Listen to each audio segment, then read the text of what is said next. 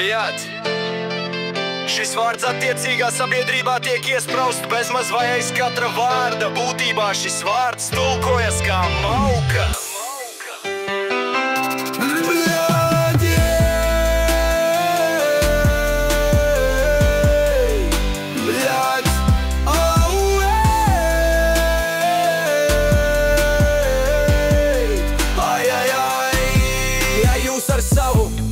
Sarunas biedru uzskatāt, kā esat šī vārda cienī, tad mierīgi turpiniet pagodināt viens otru ar šo uzrunu.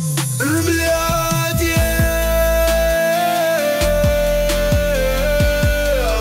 bļāt,